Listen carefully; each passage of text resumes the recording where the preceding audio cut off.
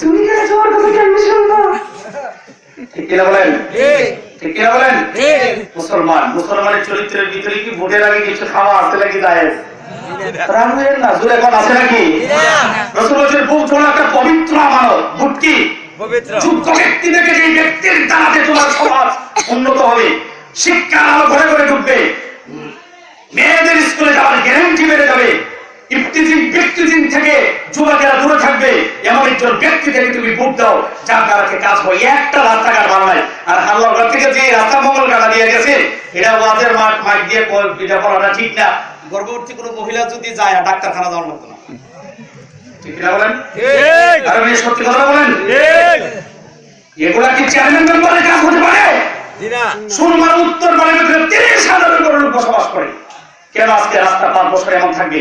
এটার অর্থ হলো যদি নাকি এমপি সাহেবের কাছে যান, এরা পয়সা কোন জায়গাতে বালিখান্দি কত নেতার কাছে নির্বাচনের আগে দিন রাত্রে 30 লাখ, কয় লাখ? তাতে আমার কাছে আমি ফিরতাম। ঠিক কিনা বলেন? এগুলো কি রাস্তা? মসুয়া একটা ঘরের জন্য 1.5 কিলোমিটার রাস্তা নিচে ঘ্যাস নিয়ে দিচ্ছে। কয় কিলোমিটার? 1.5 কিলোমিটার। আর আমরা সুরমার উত্তর বা সব মিলে 2.5 কিলোমিটার। গ্যাস তো দূরের কথা, কারেন্ট তো পিলার খুব পেয়ে আছে, আবার আশ্বাস দিয়ে ঘরের ভিতরে লাইন ঢুকাই দিচ্ছে। নাউজুবিল্লাহ করেনি? এটা হলো ওই দাদা নাতিদের পিকচার মতন আর কি। আল্লাহ যদি তাদেরকে হেদায়েত করে, সঠিক বুঝ দান করে, সকলে বলুন আমিন।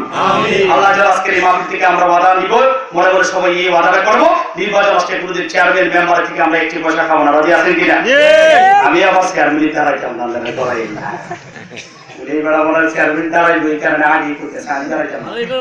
খবরদার এগুলা করবেন না, এটা খুব গর্হিত কাজ, নিচু কাজ। এখানে চেয়ারম্যানের সামনে যে জোরে কথা বলতে পারবেন না, মেম্বারের সামনে যে জোরে কথা বলবেন, এই বসে এখানে দাঁড়ান, কেন আমার এখানে কাজ হবে না জবাব দিয়ে যাবেন। আমি আপনাকে ম্যান্ডেট দিয়ে আমি আপনাকে মেম্বার বানাইছি। মেম্বার ভাই আবার রাগ হইয়া না, এমন যদি খাও কথা কি বুঝতে পেরেছেন? কথা বুঝতে পেরেছেন? নবীজির অসংখ্য সুন্নতের একটা দাড়ি মুবারক। হুজুর সাল্লাল্লাহু আলাইহি ওয়াসাল্লাম বলছেন, তোমরা যারা নিজেকে জোয়ান ধরে রাখতে যাইয়া দাড়ি কামাও, প্রথম থেকে আয়াতে কালিমা পেশ করেছিলাম, কবরবাসীদের স্মরণে মাহফিল, খুব খেয়াল করবেন। প্রতিটা পয়েন্টে পয়েন্টে এনে আমি আমার মাহফিলের শেষ দিকে আসবো।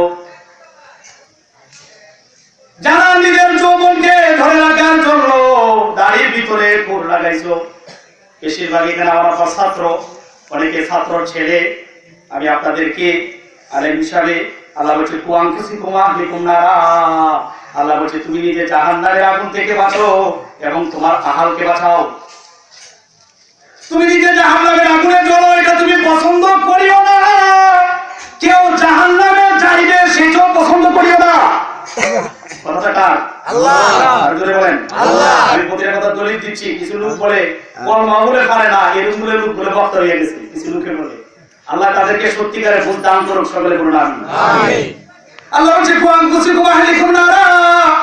এ বান্দারা তুমি নিজে জাহান্নামের আগুনে যাও জ্বলো, এটা তুমি পছন্দ করো না। তোমার আহাল যাক সেটাও তুমি চাইও না। আজকে আসলে ময়দান আল্লাহ বড় বিশ্বচুর মাহফিলে গেছো, টাকার জন্য গেছো না মানুষকে তোর পক্ষে আনার জন্য গেছো, হক কথাগুলো গোপন করে আসতো। আজকে আগুনের এসিডিয়া জিব্বা কাটা যাবে। আপনাদের পায়ে হাতে আমি ধরে বলে যাই, ও আমার বাবারা, আমার ভাইয়েরা রে, এমন কোন কাজ করি না যে কাজের কারণে জাহান্নামের আগুনে জ্বলতে হবে। রাসূল আমার বলছেন, দুনিয়ার আগুন যদি চামড়ার উপরে লাগে শুধু চামড়া পুড়ে, আর যদি নাকি হাসরের ময়দানের আগুন কারো গায়ের ভিতরে স্পর্শ করে, ভিতর থেকে হাড় মাংস সবগুলা টেনে টেনে নিয়ে আসবে। নবী আমার বলছেন, উম্মতেরা রে, একবার যদি রে জাহান্নামের বর্ণনা তোমাদের কাছে দেওয়া হইতো রে, তাহলে তোমরা দুনিয়ার দোকানপাট, ব্যবসা বাণিজ্য, ঘর সংসার, স্ত্রী পুত্র সবগুলা ছাড়িয়া বনে জঙ্গলে পাহাড়ে পাহাড়ে চলে যাইতে, আর শুধু বলতে, আল্লাহ গো তুমি জাহান্নামের আগুনে জ্বালাইও না, কবরের আগুনে তুমি জ্বালাইও না, আসরের আগুনে তুমি জ্বালাইও না। সাহাবায়ে কেরাম এই কথা শোনার সাথে সাথে সাহাবীদের মধ্যে জজবা চলে আসে। হযরত আবু বকর রাদিয়াল্লাহু তাআলা আনহু সমস্ত সাহাবীদের মধ্যে যিনি প্রথম ইসলামের যিনি প্রথম খলিফা, যিনি সর্বপ্রথম ইসলাম গ্রহণ করেছেন, নবীটাকে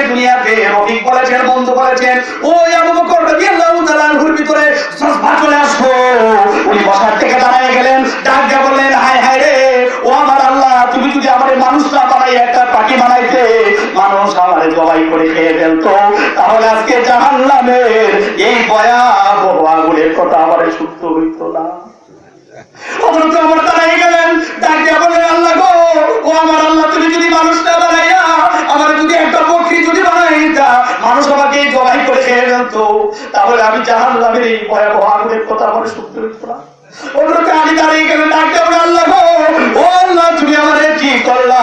উনি ওনার মার দিকে তাকাইয়া বললেন, উম্মি, হে আমার মা, যদি আজকে তুমি আমারে জন্ম না দিতে, যদি তুমি আমার আজকে জন্ম না দিতে, তাহলে আমি জাহান্নামের আগুনের কথা আমাকে শুনতে হইতো না, কবরের আগুনের কথা আমার শুনতে হইতো না, ভয়াবহ আযাবের কথা আমার শুনতে হইতো না।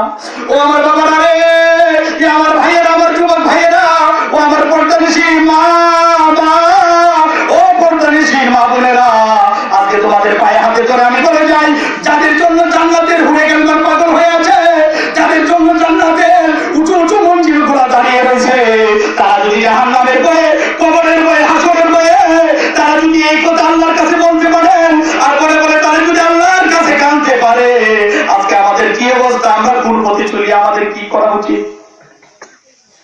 সোহেল মুসলিম নামে একজন আল্লাহর ওলি ছিল। উনি ডাক দিয়া বললেন, মাবুদ গো, এই ভয়াবহ কবরের আযাবের কথা তুমি শুনাইলা। হাসরের ময়দানে আল্লাহ বললেন, আল্লাহ বলছেন হাসরের ময়দানে, ইয়ামা তুকাল্লাবু উজুহাহুম ফিন্নার, আল্লাহ বলছেন হাসরের ময়দানে মানুষের চেহারাগুলোকে জাহান্নামের আগুন দিয়া উল্টাইয়া পাল্টাইয়া, এখন হোটেল গুলার ভিতরে গ্রিল বানায়, আপনারা দেখছেন নি? চিকেন চিকেন দেখছেন নি? চিকেন গ্রিল গ্রিল এটা মুখটাকে ছিলে ছিলে একটা গ্রিলের ভিতরে দেয়, নিচে থেকে আগুনের দিক দেয় দিয়া, এটা কারেন্টের সাথে এবং নিজের যে ঘুরে, মানে সমস্ত সাইডের ভিতরে যেন আগুনটা যেন লাগে, ওই আগুনের হিট দিলে এটা কড়া হয়ে যায়। কি হয়ে যায়? কড়া হয়। তখন মানুষকে পিস পিস করে বিক্রি করে, তারপর নান রুটি দিয়ে খায়। দেখছেন আপনারা? দেখছেন? আল্লাহ বলছেন, ইয়ামা তুকাল্লিবু উজুহাহুম ফিন্নার, হাসরের ময়দানে আল্লাহ রাব্বুল আলামিন বিচারের পর তাদেরকে জাহান্নামের মধ্যে উল্টাইয়া পাল্টাইয়া তাদের চেহারাগুলোকে ঘুরাইয়া ঘুরাইয়া আল্লাহ আঘাত করবে, যারা আল্লাহ রাসূলের বিরোধিতা করেছে, যারা আল্লাহ রাসূলের কি করেছে? বিরোধিতা করেছে, তাদেরকে এইভাবে শাস্তি দেওয়া হবে। সাহেব মুসলিম রাদিয়াল্লাহু আনহু উনি এই আয়াতটা শোনার সাথে সাথে উনি বেহুশ হয়ে গেলেন। এত আল্লাহর ওলি হওয়ার পরে ওনার ভিতরে যদি এত জাহান্নামের ভয় থাকতে পারে, তাহলে আমাদের ভিতরে আল্লাহর ভয়, কবরের ভয় থাকার দরকার আছে কিনা? আছে। আর চিন্তা করার দরকার আছে কি নাই? হযরত ইমাম শাহজালাল চলে আসছেন, আসার পরে আপনারা ঘটনা জানেন। আমি যেটা বলতেছিলাম, উনি সেই শাহজালাল, যে শাহজালাল নদী পার হইলে নৌকা লাগে না, সুবহানাল্লাহ পড়ে, এবং সাথে সাথে সৈয়দপুর গ্রামবাসীদের, কবরবাসীদের স্মরণে, কবরের ভিতরে এখানে অনেকের মা কবরের ভিতরে আছে কিনা বলেন? আরো চিল্লা করে আছে কিনা? আজকে মা কবর থেকে তাকিয়ে আছে, কোন সন্তান ক্যারাম বুটে গুড়ি দিয়া ক্যারাম বুট খেলছে, কোন সন্তানটা দোকানের ভিতরে আড্ডা মারছে, কোন সন্তানটা তাস নিয়ে বসে আছে, কোন সন্তান মদ নিয়ে বসে আছে, কোন সন্তান হিরোইন নিয়ে বসে আছে, কোন সন্তান গাঁজা নিয়ে বসে আছে, কোন সন্তান ইয়াবা নিয়ে বসে আছে, কোন সন্তান বাবা নিয়ে বসে আছে, এগুলো আজকে মা বাবারা কবর থেকে গেছে।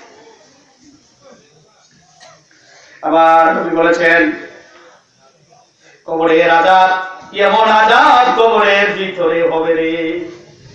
রাসূল আমার বলছেন, কবরের আযাব যখন শুরু হয়ে যাবে, মানুষগুলা কবর থেকে বাইরে হইয়া চলে আসার জন্য চেষ্টা করবে, কিন্তু এমন একটা জায়গা রে, চেষ্টা করার পরে ওই কবর থেকে পালাইবার কোনো ব্যবস্থা নাই। দুনিয়াতে অন্যায় করেছো, কবরে ভালো করতে পারবে না, খারাপ করতে পারবে না, ওই কবরের ভিতরে শুধু হিসাব নেওয়া হবে। তুমি দুনিয়ার জমিনে তুমি কি করেছো, কি করেছো তুমি দুনিয়ার জমিনে, শুধু ওই হিসাবটা নেওয়া হবে। কবরের ভিতরে শুধু মানুষকে হিসাব নিবে, যদি ভালো করো তাহলে কবরকে বেহেশতের সাথে যোগাযোগের ব্যবস্থা করে দিবে, আর বেহেশতের থেকে কবরের ভিতরে বেহেশতি নাজ নেয়ামত গুলা চলে আসবে। আর যদি কবরের ভিতরে হিসাব দিতে না পারো, নবী আবার বললেন, কবরের ভিতরে এমন ফেরেশতারা আসি আযাব দিবে রে, এমন ফেরেশতারা মানবে, যেই ফেরেশতা কানে শুনে না, চোখে দেখে না, কথা বলতে পারে না, এমন ফেরেশতা তোমারে মারবে। ওই মানুষগুলোর সামনে, ওই ফেরেশতার সামনে তুমি যদি দুঃখ প্রকাশ করো, তাহলেও তারা বুঝবে না, অনুভূতি তাদের নাই, তারা শুধু মারতে থাকবে। আমার এইভাবে উদাহরণ দিয়েছেন, একজন লোক মনে করেন, যদি আমাকে কেউ মারে,